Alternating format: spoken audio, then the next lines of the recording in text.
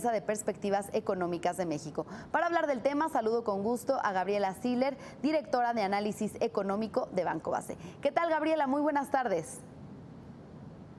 Buenas tardes, Susana. Pues bueno, después de que el INEGI diera a conocer que la inflación alcanzara en abril su nivel más alto después de 2009 y de que el gobernador del Banco de México, Agustín Carstens, asegurara que al terminar su gestión en el mes de noviembre dejaría la inflación encaminada a alcanzar su meta del 3%, ¿cuáles son las expectativas de inflación por parte de Banco Base? Bueno, pues vemos todavía una inflación donde hay un efecto de traspaso del tipo de cambio, a pesar de que el peso se ha apreciado considerablemente en los últimos meses del año. Y bueno, pues esto también tiene que ver con que pues en México los precios no son tan flexibles, entonces sube el tipo de cambio, los precios suben, baja el tipo de cambio, pero los precios se mantienen. Esto nos da la expectativa de que la inflación pudiera subirse por arriba del 6% durante 5 meses, empezando desde mayo. Y bueno, y a lo mejor terminar el año en 5.8%, y hacia el 2018 que culminemos con una inflación ya muy cercana al objetivo, pero en 4.4%. Entonces, todavía nos faltan meses con un poco más de inflación, y esto, bueno, pues te decía, es por el tipo de cambio, inclusive también los precios al productor, pues la inflación está alrededor del 8%, entonces son más bien los factores que suman para que todavía suba un poco la inflación y terminar el año en 5.8%. Entonces, ¿qué nos puedes decir de la apreciación del tipo de cambio? También ayer vimos un alza en los precios del petróleo. ¿Qué se espera por parte de Banco Base de la próxima reunión de política monetaria de este jueves de Banjico?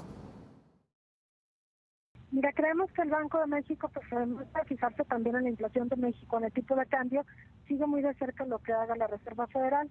Y en este sentido creemos que será hasta junio cuando pues la FED suba su tasa de referencia nuevamente, que el Banco de México pues haga lo propio. Creemos que el Banco de México pues subirá otras 3 ocasiones en este año su tasa de referencia para culminar el año en 7.25%, y la FED, bueno, pues también hará los otros 3 incrementos, pero creemos que el Banco de México se esperará hasta junio. ¿Qué nos puedes decir del crecimiento económico? Recientemente varios analistas de diferentes bancos han elevado su pronóstico de crecimiento. ¿Qué nos dices tú? Bueno, mira, esto es bien interesante porque en el primer trimestre del año vimos un crecimiento de 2.7%, ligeramente por arriba del promedio de los últimos 20 años y por supuesto muy por arriba de la expectativa que se tenía al inicio del año para el crecimiento económico de México. Con este crecimiento de 2.7, pues nos da para todo el año un crecimiento aproximado entre 1.8 y 2%, e inclusive si en el segundo trimestre volvemos a tener un crecimiento por arriba del 2%, pues revisaremos al alza el crecimiento económico para ubicarlo en 2.3%. Por lo pronto lo traemos entre 1.8 y 2%, lo cual, te digo, está pues bastante optimista, ¿no?, respecto a cómo se tenía al inicio del año, sobre todo por la entrada de Donald Trump.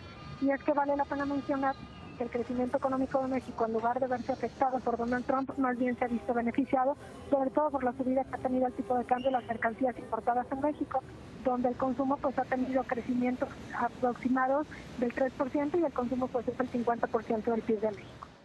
Finalmente, Gabriela, ¿cuál es su panorama para el tipo de cambio en un momento en el que la incertidumbre, la relación entre México y Estados Unidos se ha reducido, pero pues todavía falta que inicie la renegociación del Tratado de Libre Comercio de América del Norte? Del tipo de cambio, pues mira, si todo se permanece constante, si no hay ningún conflicto con Corea del Norte, si la renegociación del Telecán va bien, sin tanto comentario negativo por parte de Donald Trump, pues a lo mejor el tipo de cambio podría bajar hacia los 18.20 pesos por dólar, porque vale la pena mencionar que hay muchísimas apuestas a favor del peso, sobre todo en el mercado de futuros de Chicago, y estamos viendo también una oleada de capitales hacia dentro de México, lo que tiene que ver con inversión extranjera de cartera. Todo esto favorece al peso, pero bueno, si por alguna razón la renegociación del Telecán pues empieza a tornarse negativa, el tipo de cambio nuevamente puede subirse por arriba de los 19.50 pesos por dólar, pero ahorita la mayor probabilidad es que se baje otra vez hacia los niveles de 18.30. Bien. Gracias, Gabriela Siller, directora de Análisis Económico de Banco Base, por este análisis. Muy buenas tardes. Gracias a ti, Susana. Buenas tardes. Y el representante del Partido